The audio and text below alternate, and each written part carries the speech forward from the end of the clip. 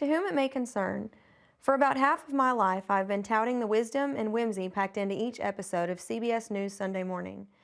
Inside that envelope was a typewritten letter that Melissa Harris wrote about her husband, David. 2 years ago, I met the man of my dreams. About his past. He was an ex-convict, imprisoned for 7 years in the Tennessee Department of Corrections. But also about the David of today. As I have seen him work 50 to 60 hours a week in an office, attend law school 3 nights a week, and travel throughout the state of Tennessee to teach pre-release classes to inmates who will soon re-enter our society. He deserves to know that people do pay attention when someone is doing good and not bad. The story intrigued us so much, we came to Nashville, Tennessee to find out more about the crime, the ex-con, and the woman who loves him. Thanks for reading, and thanks for the weekly entertainment. Sincerely, Melissa Harris. Oh, you're gonna make me tear up. That's the first time I've seen or heard that letter. Really? Yeah. What did you think about what she said? Very emotional and moving because that letter encapsulates not just a 10 or 12-year journey, but probably a lifetime journey. Mm-hmm. At 39, David Harris's past is written on 1 million faces in prison. Raised by a single mother in a poor family, he turned good grades and football prowess into athletic and academic scholarships at a Tennessee state college. But he couldn't hack it. He dropped out the first semester, worked a few jobs for several years, married, had a child, divorced, then turned to alcohol and drugs, and committed 9 armed robberies within 5 weeks to feed his habit, holding up places like this subway.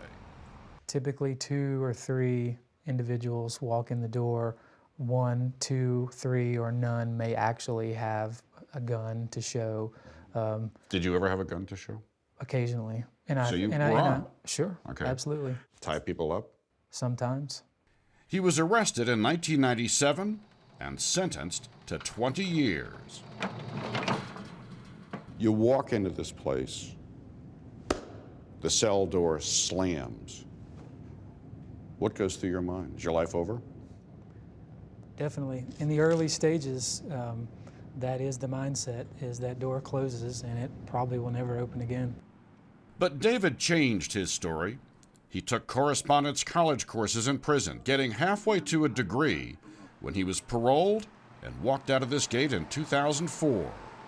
2 days later, he found a full-time job cleaning up garbage at this restaurant, and on his days off, went to college full-time. It was a second chance, and he vowed to make good, beginning by finishing college. Law office, could I help you? Then law school at night for 4 years while working as a paralegal and receptionist by day for a group of lawyers. Please do some don't. time or anything over this? If found guilty, yeah. I trust him explicitly, you know. A group including Brett Gibson, a former cop, now an attorney. It gives us a little bit of hope, you know, because so many of our cases just seem hopeless. The people seem hopeless. You know, we do everything we can to sort of get them a second chance or get them a third chance sometimes, and they blow it, you know. This is a guy who did a horrible thing. He took his second chance and he's made the absolute best of it so far. And, you know, I know lawyers that wouldn't do as good a job as David will. There have been some bumps on the road back.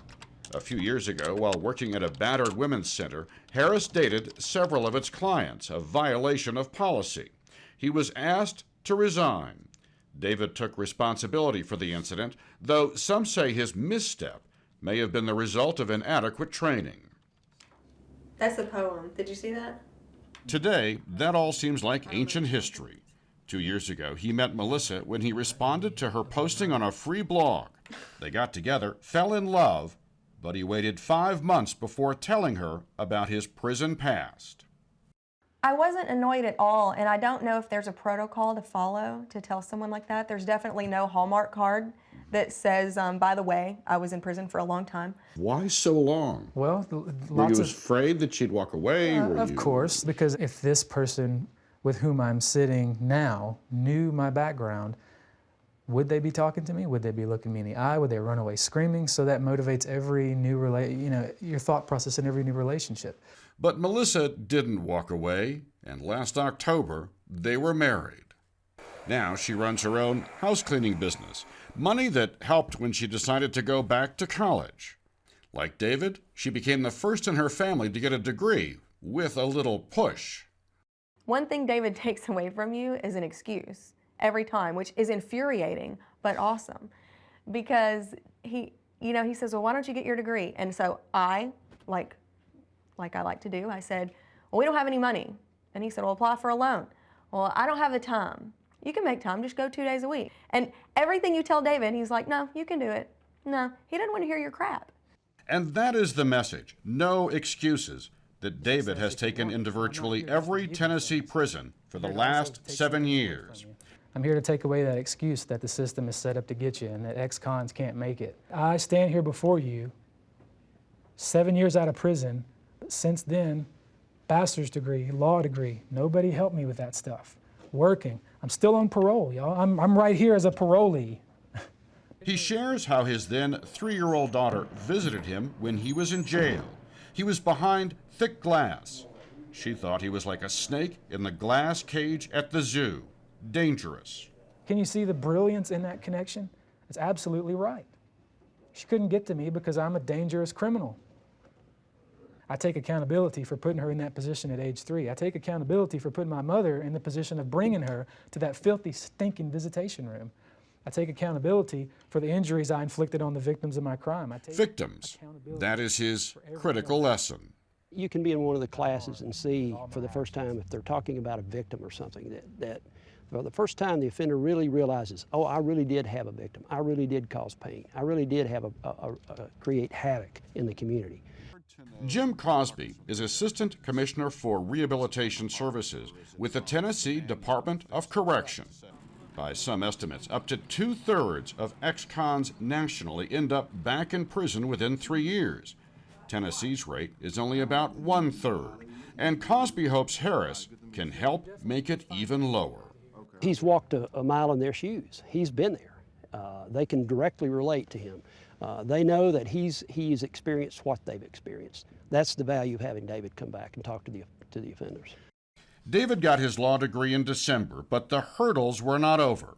With a now pregnant Melissa cheering him on, David 2 weeks ago faced a hearing before the Tennessee Bar Association to decide if this ex-con was worthy, if he has changed enough to be a lawyer and thus be allowed to take the bar exam. I love you. Too good. Okay. I love you. He knew judgment days like this come often for a man with a prison record. Today is the day. The hearing was held behind closed doors as Melissa waited and waited Just want to know.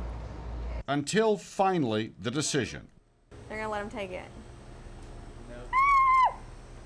Last week, David took the 2-day bar exam. He will hear if he passed sometime in the fall. And as always, he can handle success, but also face failure. What do you do? I will be a father and a husband. I will go into a McDonald's and flip burgers if I need to put food on the table. I will dig ditches.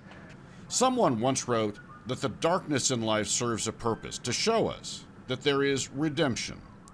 For David, prison was the darkness. Redemption was work and ambition and, finally, love.